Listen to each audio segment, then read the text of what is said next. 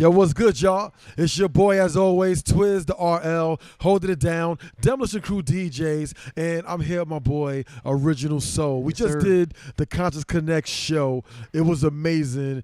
You know, Original Soul set it off for us, you know what I'm saying? So I always know as an artist, it's always hard to go first, but before we get into that, you know what I'm saying, let's find out a little bit about you, you know what I'm saying? So where the name Original Soul come from, where you come from, tell the people.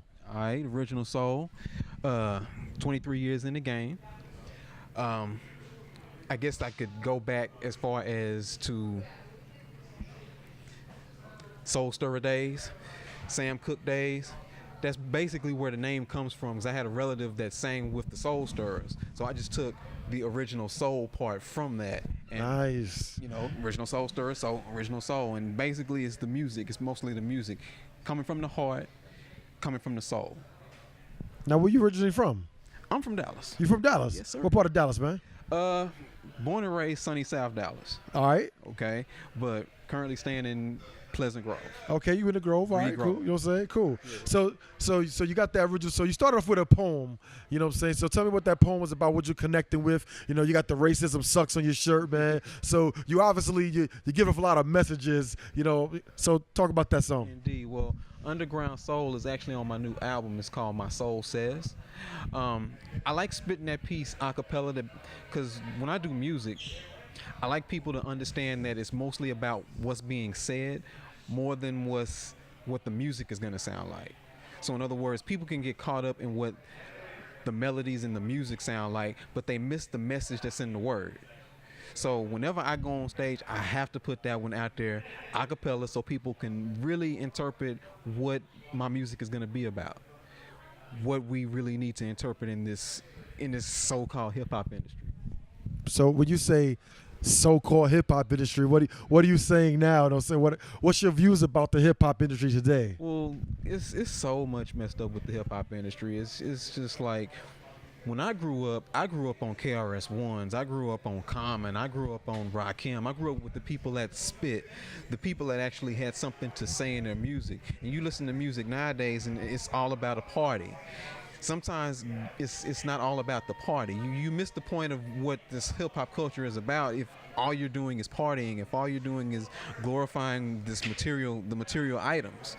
And I feel like people will miss the point if there's nothing really for them to really understand about the whole hip-hop industry, the whole hip-hop culture. I mean, we grew up on, you know, the breakdancing, the graffiti art. Now you're showing your age, because you know what I'm saying? Exactly. You know, because you said 23 years in the game. I was like, you look 23, but now I see how you're going back. You know what I'm saying? Right. I mean, I try to stay true to the hip hop culture because that's what I was raised on. So for me to look at the industry now and what we hear on mainstream radio, it's really sad. But would you say hip hop evolved? Because that's what hip hop was. Hip hop was a taking of music, the James Browns, the jazz, you know, saying the rock and roll, and putting that all together. And we created the beats that you know, saying that KRS-One rocked over and everything. That boom, bap. You know, so now you ain't gonna say it evolved. You know, is there space for both? It can be a space for both. Problem is, the people that stay true to that, they're rarely getting heard. That's why they're mostly called underground artists. And the thing about it is, it wouldn't be such an underground art if everyone was staying true to the way we were taught on it. So if I look at it like this, you see Drake and stuff on all the videos, and you hear everything on the radio. It's like every other song is Drake. Mm-hmm. There's a million MCs on the planet Earth now that's spitting. Right. You know, so there has to be a better variety of just MCs. For me, I feel like I have a message that I need to put out to the people, because there's so much that hasn't been spoken in this industry. So let's end on that. What is that message? Shout out to everybody out there. Tell them straight to camera what's, Original Soul's message. My message is to be true to yourself. Be true to your heart. Speak on things that you know about. Speak on things that you feel like will benefit the next man. If we see like the situations with the whole Black Lives Matter movement, if we have more people that express how they feel about how Black Lives Matter or how Black lives are supposed to matter, then we have to stay true to the whole message of Black Lives Matter.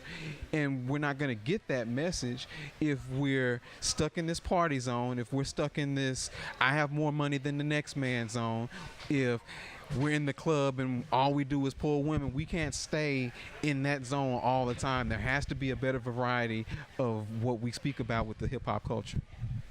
And that's Konscious Konnect. Yo, Original Soul, before we go, tell them how we can find you, how we can, link up with you, hear your music, get back to that Original Soul. Go to originalsoulonline.com, and there's links to everywhere. Facebook, Instagram, Twitter. You can find it all there. And once again, I'll be the one, Twizz The RL, Konscious Konnect Show, my boy right here. Make sure you look out for him on the Cypher Part 3. It's going down. We out.